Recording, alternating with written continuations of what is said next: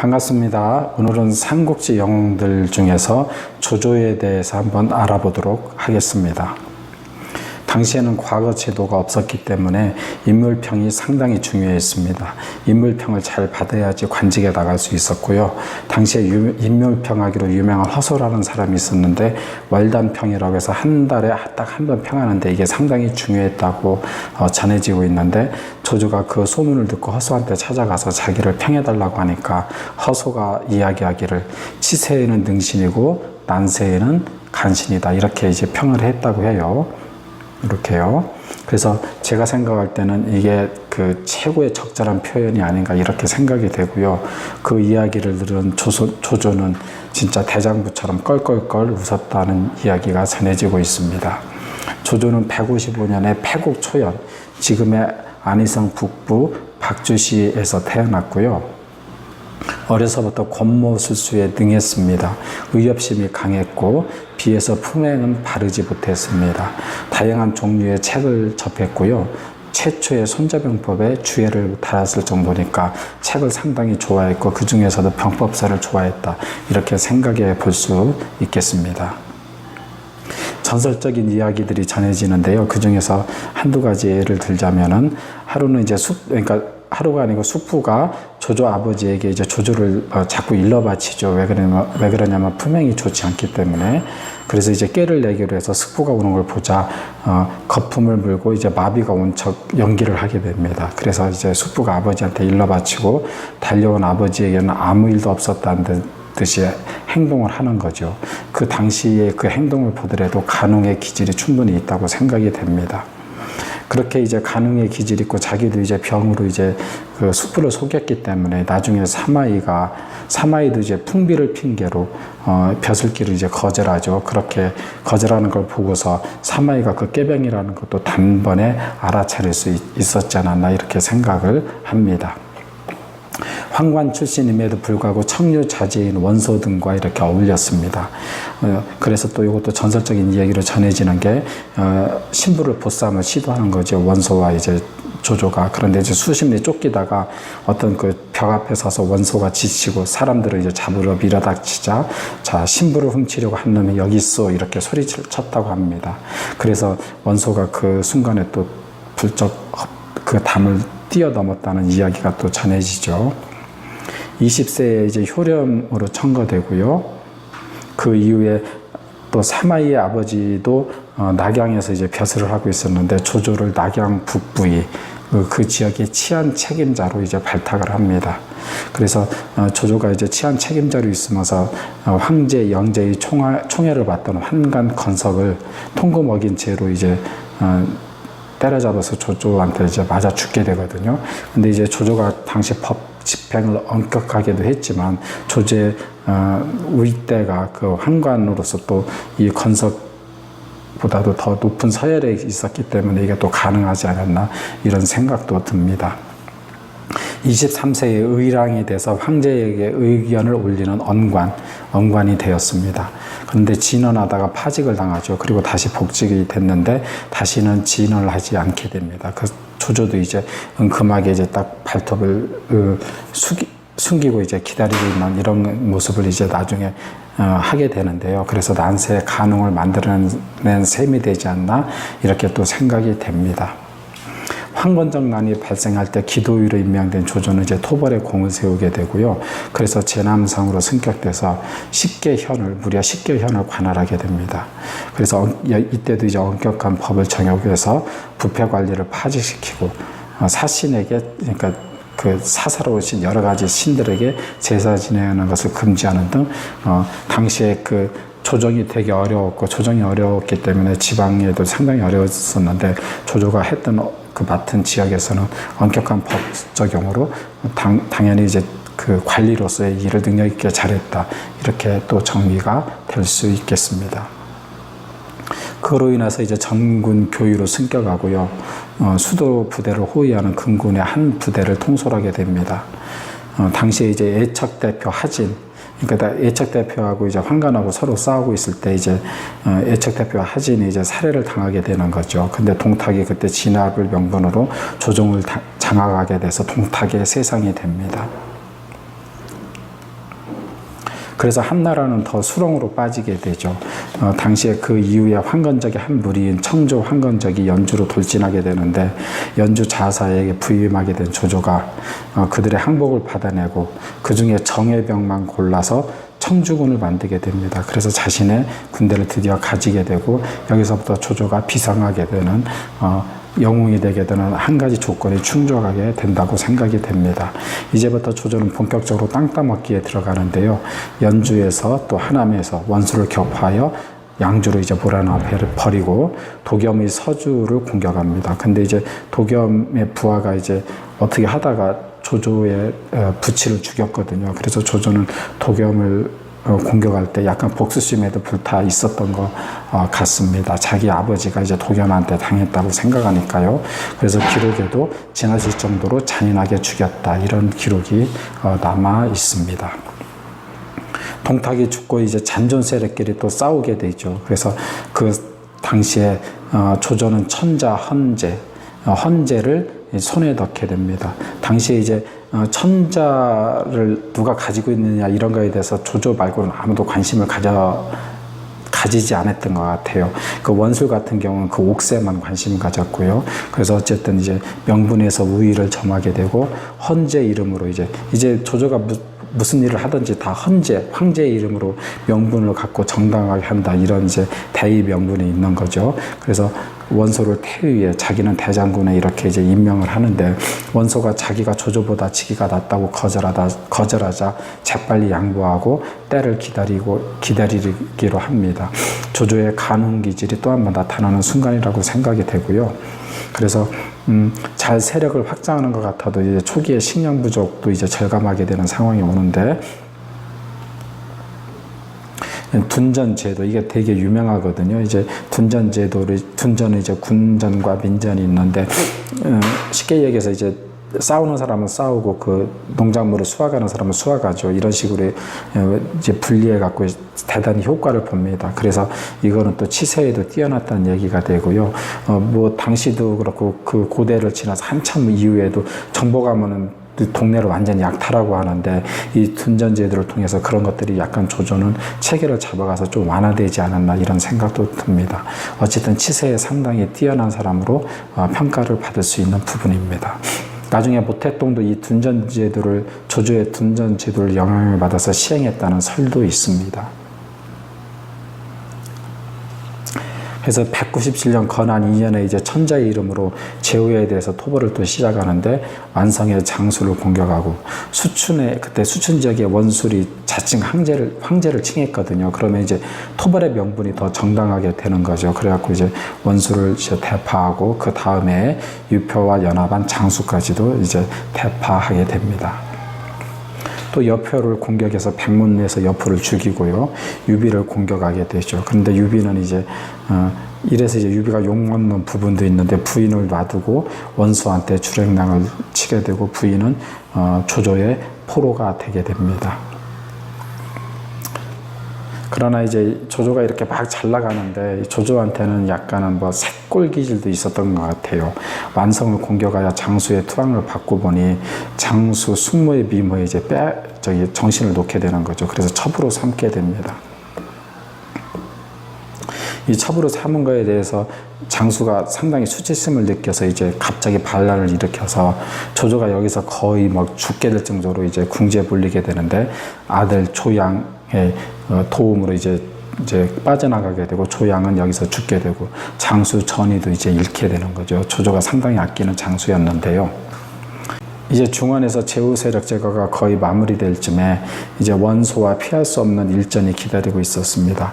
원소에 커다란 세력이 있었고 막 힘이 상승하는 조조 세력이 있었는데 그 이야기는 결국은 언젠간 부딪힌다는 얘기고 그런데 이제 모든 면에서는 원소가 상당히 월등했고요. 조조는 가지고 있다는 게 단지 황제를 가지고 있다는 명분이 있었습니다. 원소는 조조를 토벌한다는 경문을 돌리게 되고요. 원소의 책사 진림이라는 문장가가 이제 경문을 쓰는데 이게 워낙 유명하고 잘 써서 이거를 읽은 조조가 소름이 돋고 자기가 두통까지 걸렸다는 기록도 전해지고 있습니다. 나중에 이제 원소를 이제 패퇴시키고 인재 욕심이 많은 조조가 나중에 진림을 자기 수하로도 삼죠. 그래서 조조의 인재 욕심에 대해서도 이걸로도 알 수 있겠습니다. 원소가 직접 남하의 이제 3대 대전 중 하나인 삼국지의 3대 대전이 있는데 그 중에 하나인 관도대전을 시작합니다. 200년에. 그래서 조조군 3만 대, 원소군 10만 이렇게 하는데 전쟁은 그 전력 수, 군인 수, 뭐 장비 수 이거에 관한 싸움은 결코 아닌 것 같습니다. 원소의 책사 저수가 우세한 전력을 이용해서 지구전으로 이제 하자고 했는데 이제 원소가 거절하죠. 근데 이제 나중에 이제 조조가 죽고 이 나라에서 제갈량을 막기 위해서 사마이가 이 책략을 채택해서 이 나라를 의기에서 구하기도 합니다. 조조는 이제 관도대전 중에 하나인 백마 전투에서 승리를 하게 되고 이 당시에 이제 백마 전투에서 관우가 원소의 부하 알량을 베기도 하죠.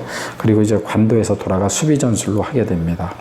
투항하여 책사가 된, 그러니까 원소한테 있다 투항하여 책사가 된 허유라는 사람이 있는데 얘가 이제 계책을 내는데 원소의 오소에 있는 식량 창고를 들어가서 불태우자 이렇게 해갖고 조조가 직접 출병해서 그것을 불태워 버립니다. 그 소식이 이제 원소 진영에 이제 퍼지자 원소 진영에서 분란이 일어나서 투항하면서 무너지기 시작하고 장군들도 이제 투항을 하게 되는 거죠. 그래서 원소는 그 혼란에 빠진 틈에 단지 기병 800만 이끌고 이제 도망하게 됩니다. 그래서 원소의 세력이 허무하게 무너졌고요. 이후에도 이제 약 6년 7년에 거쳐서 원소의 아들들을 추격해서 완전히 섬멸해 버립니다. 이로써 사실상 강북의 패자가 된 것입니다. 이제는 사실상 강남의 송건뿐이 남아있지 않다고 볼 수 있습니다. 물론 조물아기들은 남아있었지만 이제 송건을 목표로 건한 13년 208년에 이제 수군 훈련을 돌입하게 됩니다. 그 이야기는 이제 강남도 제압하고 자기가 이제 천하의 패권자가 되겠다 이렇게 생각하는 거죠. 그래서 남쪽을 정벌하기 전에 이제 주의를 이제 안정시켜야 되니까 사량 군벌 마등을 불러서 의의 직책을 주고 업성으로 이주시키죠. 그리고 나니까 사량 군벌도 이제 신경 쓸 게 없고 그다음에 상공직위를 폐하고 승상직을 부활하고 자리를 차지하게 됩니다. 그래서 승상이라고 불리게 되고 이렇게 이제 내부 정비를 마치고 나서 드디어 정벌을 시작하게 됩니다. 남쪽의 형주 유포는 죽고 이제 아들 유종이 이제 그 저항 없이 투항하게 되죠. 유표도 상당한 요충지고 물자 이런 게 많은 게 풍부했었는데 유종은 조조의 의세에 눌렸는지 싸울 의사가 애초부터 없었습니다. 그래서 도망친 유비는 송건하고 이제 동맹을 결성해서 송건과 유비 파와 조조와의 싸움에 붙기 전에 이제 강릉군에서 장강을 따라 이 강을 따라 동쪽으로 조조의 대군이 이동하게 됩니다. 이 천하 재패를 앞두고 있습니다. 조조는 당연히 이 전쟁에서 패배할 거는 생각을 않고 있는 거죠. 그래서 감성에 빠진 조조는 이제 시를 짓게 됩니다. 그 유명한 시가 지금도 남아있는데요. 잠깐 부분적으로 소개를 해드리겠습니다. 술을 마시니 절로 노래가 나오네. 인생이 얼마나 될까. 마치 아침 이슬과 같이 짧은데 지난 세월 고생도 많았구나. 노랫소리 격양되니 근심 잊기 어렵네. 무엇으로 근심을 풀까? 오로지 술밖에 없구나. 산은 높은 것을 마다하지 않고 강은 깊은 것을 싫다 하느니 주공처럼 현재에서 애로서 대하여 천하의 마음이 나에게 향하리. 그러니까 천하를 자기가 품었다는 것을 은연중에 이제 과시하는 것 같고요. 어쨌든 시인으로서도 상당히 재주가 있었다. 이 시성을 조조의 아들 조식이 또 물려받은 것 같습니다. 그 아들 조식은 500년 만에 한 번 나올 만한 대문호라고 하니까 얼마나 그 예술적으로 시적으로 재능이 있는지 알 수 있을 것 같습니다. 그런데 이제 수전에 익숙지 않거든요. 조조는 이제 강북의 평원에서 이제 기마병으로 공격하는 스타일이었기 때문에 그 경험이 부족한데 이제 바람이 불자 그 함선을 밧줄로 묶어서 이제 그 안정을 취하게 됩니다. 이게 약점이 돼서 당시 이제 반대편 사령관이었던 조조의 주유의 불공격으로 불공격으로 그 함선이 이제 다 타게 되는 거죠. 그래서 나중에 이제 그 간신히 몸만 빠져나와서 돌아가게 되고요. 이제 패배를 이제 받아들이기가 상당히 어려웠던 모양입니다. 나중에 송건한테 이제 편지를 보내는데 질병 때문에 배를 불태우고 퇴각했다는 이런 편지를 보냅니다. 근데 실제 당시에 질병이 돌아서 전투력은 좀 약해지긴 했었거든요. 근데 그 질병 때문에 패한 건 아니고 분명한 것은 조조의 불공격에 주유의 불공격에 조조가 당한 것이 더 맞는 사실입니다. 이제 패배로 정치 역학관계가 완전히 달라지게 되죠. 그 이야기는 조조의 천하가 늦춰졌다는 얘기고요.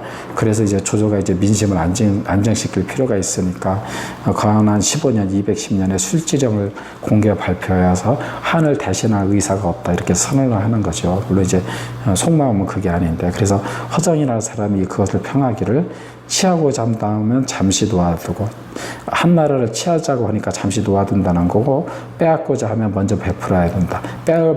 빼앗을 마음이 있는데 먼저 이제 베푸는 거죠. 이것이 조조의 뜻이 아니겠는가, 이렇게 아주 핵심을 찝어서 평을 하기도 합니다.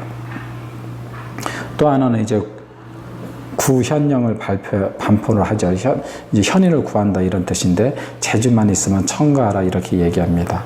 당시에 이제 조조가 사실은 이제 자기 친위대도 있었지만 청류 호족들, 그 명문가 집안의 세력하고 서로 이제 친위대, 명문가 청류 세력의 도움으로 이제 이렇게 오늘날까지 왔지만, 이제 청류 호족 세력을 제거해야겠다 이런 생각도 한 것 같습니다. 왜 그러냐면 그 이후에 순욱, 양수, 최염 이런 사람들이 조조에 의해서 사실상 이제 처형을 당하는데, 이게 다 명문 청류 호족 세력들입니다. 그래서 이제 자기 후세, 태자, 세자한테는 그 청류 호족 세력들을 견제한, 많이 약화된 상태에서 권력을 물려주려고 마음의 결심을 했던 것 같고, 그래서 이제 권력 이동을 시도하게 됩니다. 이것은 어느 시대나 마찬가지인 권력의 암투가 있었던 것 같습니다. 그래서 청류 세족에서 친위 세력으로 이동을 시키려고 했다. 이렇게 정리가 될 수 있겠습니다. 그리고 이제 말년에 구테타 모의 같은 게 상당히 일어나는데요. 이거를 다 유혈로 진압하게 됩니다. 그래서 이제 구테타를 일으킨 세력들은 다 동탁의 대자뷰다 이런 생각을 했을 것 같습니다. 조조가 동탁이나 뭐하고 다르냐 이런 생각을 한 거죠. 조조는 물론 당연히 동의를 안 했겠지요. 그렇지만 상당히 상당히 이제 반역들이 일어났고, 거기에 조조가 무자비하게 탄압을 했다. 이렇게 또 역사가 이루어지고 있고요. 그 이후에 한중의 장로를 격파하고, 또한 다음에 한중을 놓고 유비와 이제 대치하게 되죠. 그리고 나중에 그 한중을 이제 계륵 같다 싶어서 유비한테 주어버리죠. 사실상 패한 거지만 유비가 한중을 차지하게 되고, 그 다음에 이제 형주의 관우가 이제 조조를 쳐들어와서 북벌을 하게 됩니다. 당시에는 조조가 마음도 약해졌는지 처음에 이제 관우의 기세가 워낙 등등하니까 수도를 옮길 생각도 합니다. 근데 사마이가 아주 간언을 하죠. 그래서 마음을 다잡게 되고, 다시 이제 마음을 다잡게 되고, 관우를 어떻게 할까 이렇게 생각하는데, 그 사마이하고 다른 참모들의 계책에 의해서 송건한테 편지 보내서 관우를 뒤에서 협공하게 만들고, 결국은 그래서 관우가 거기에서 죽게 되는 거죠. 그 이후에 220년에 드디어 이제 죽게 되고요. 아들 조비가 그 아버지의 뒤를 이어서 의왕으로 등극을 하게 되는 거죠. 그리고 나서 조조의 아들 조비는 한의 헌재를 이제 끌어내리고, 이미 껍데기인 한이 망하게 만들고, 이 나라가 이제 완전히 이제 황제국으로 서게 되는 일이 벌어집니다.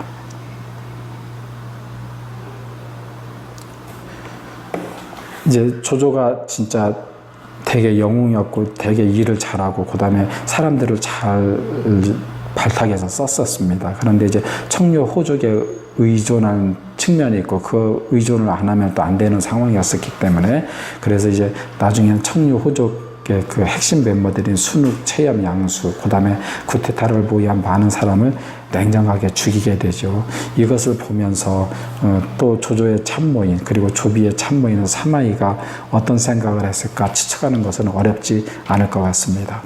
그리고 조조도 이렇게 청유호적을 완전히 제거하는 목표를 세웠지만 완전히 제거하는 것은 근본적으로 불가능하죠. 그러다가 대치기를 당하니까.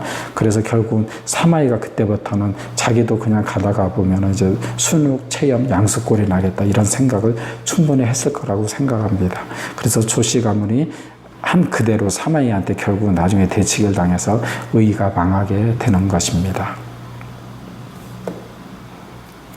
정리를 하면 아까 초창기에도 말씀드렸지만 조조에 대한 평을 하라고 하면 조조는 어떤 사람이냐 하라고 하면 당시에 평했던 게 지금도 당연히 유효하다고 생각합니다. 조조는 치세에는 능신이고 난세에는 간웅이다. 이것이 최고의 표현이라고 생각됩니다. 그리고 삼국지의 최고의 사람 중에 하나라고 생각이 됩니다. 내용이 마음에 드셨으면 좋아요와 구독을 눌러주세요. 감사합니다.